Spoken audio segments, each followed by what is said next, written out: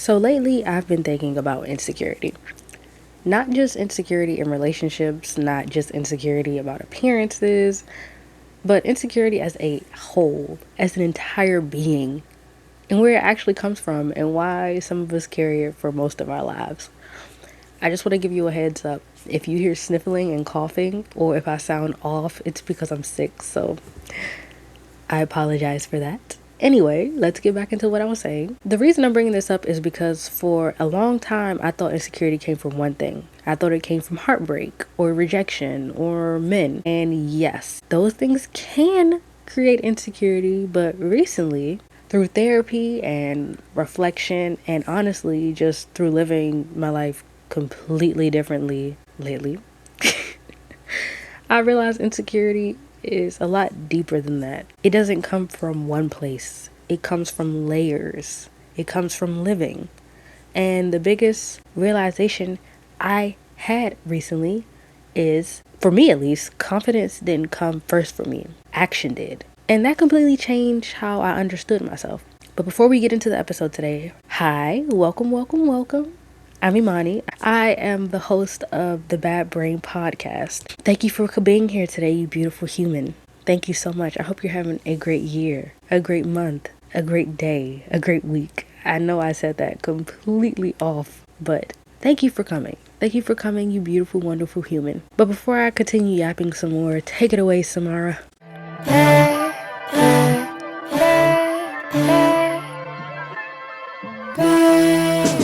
I want to start off by saying this.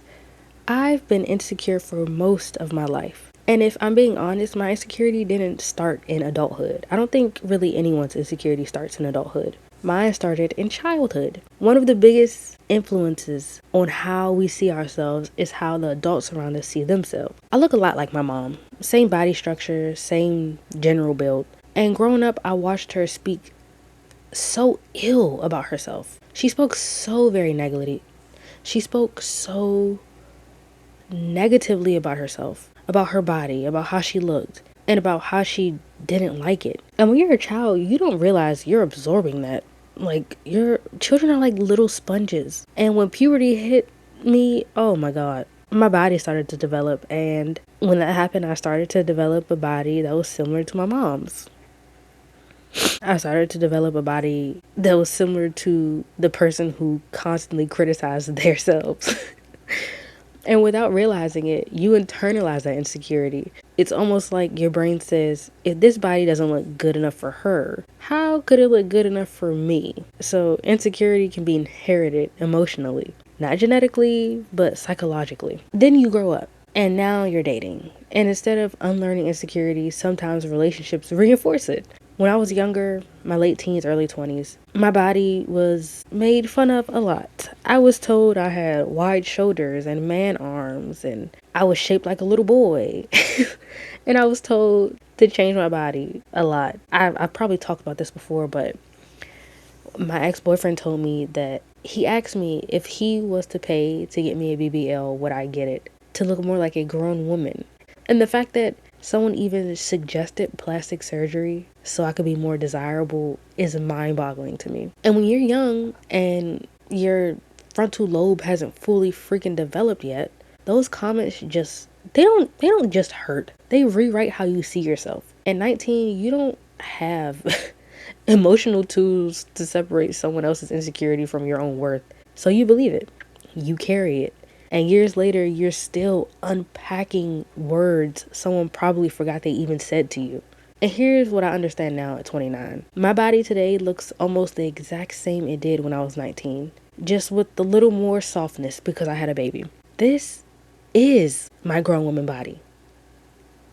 I have a grown woman body. I am a grown woman with a body. So this is my grown woman body. Nothing was wrong with me then, and nothing is wrong with me now. And yes, sometimes I do fantasize about having a petite BBL because, yeah, I think that wider hips will make me feel better about myself, or wider hips will help offset the wideness of my shoulders. But instead of looking at myself with such criticism, I can work around my body, work with how my body looks, dress in a certain way that my shoulders won't look so wide, and wear clothes that balances out my body so that I will feel more insecure about myself. And I've been learning slowly but surely how to dress myself, how to not be so insecure about my body. But here's the part no one talks about enough. Some insecurity isn't taught by parents, some insecurity isn't caused by relationships. Some insecurity is self-created over time. And this realization hit me hard recently. When you repeatedly make promises to yourself and you don't keep them, you slowly stop trusting yourself. You say things like, I'm going to start. I'm going to change. I'm going to be consistent. I'm going to be this. I'm going to be that. I'm going to do this. I'm going to do that. And then life happens. Fear happens. Procrastination happens. And you don't follow through. Not once. Not twice. Not every once in a while. But over years. And every time that happens, your brain collects evidence. Your brain's like, okay, see, you can't even rely on yourself. How do you expect to rely on how do you expect to rely on others if you can't even rely on yourself? And that becomes self-doubt. Self-doubt becomes insecurity, and insecurity often turns into comparison. You look at other people's success and you feel jealousy, not because you hate them, but because they represent promises you made to yourself that you didn't keep.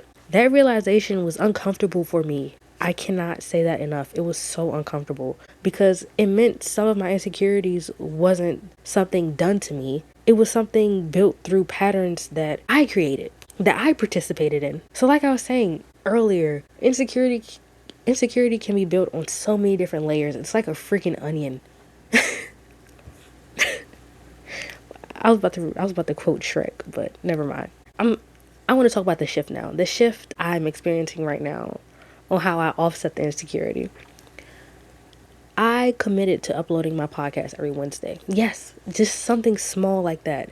I committed to uploading every Wednesday, and I have been consistent for the last 5 weeks. That's it. That one small thing. I've been doing it consistently for weeks, and something unexpected happened. When Wednesday comes around now, I don't feel dread. I don't feel afraid. I don't feel pressure. I actually feel excited because I'm doing something that I said I would do.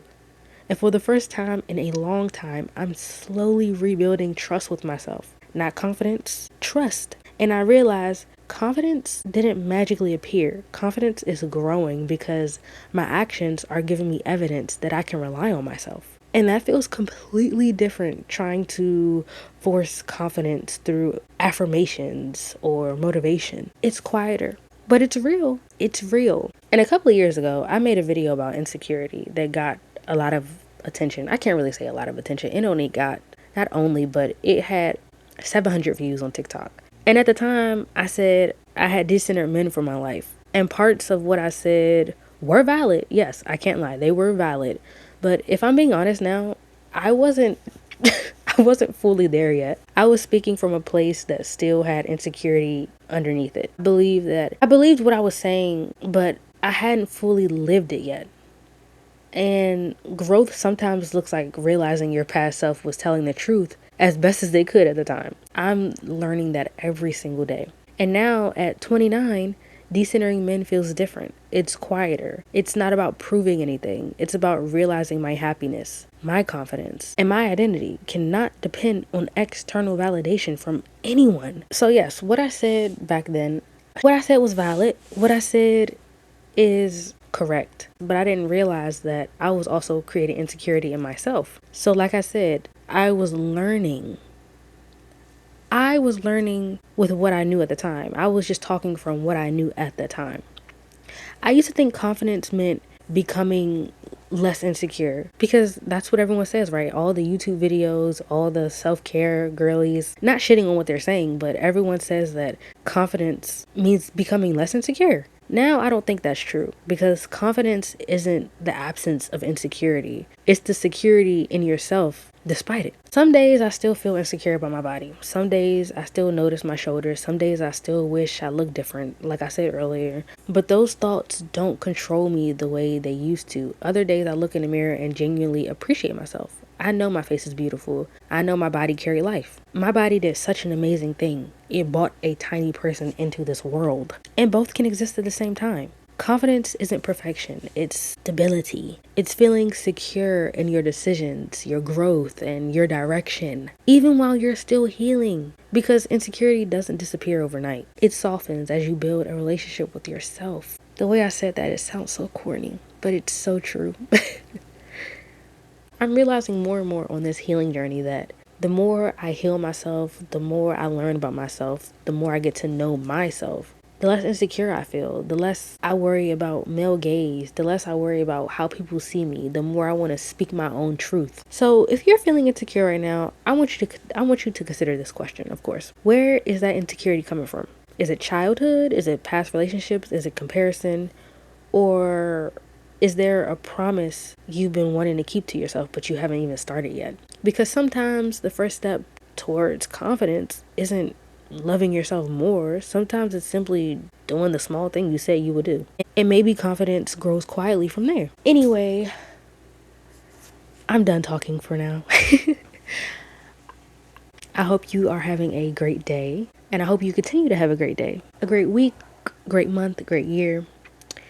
Thank you for listening. Like I said, you beautiful, wonderful human. And if you want to discuss this over on Instagram, we can. Because I have a lot to say about it. And I would love to hear what you have to say about it too. My Instagram is linked below in the podcast description. I will see you in the next one. Bye. Take it away, Samara.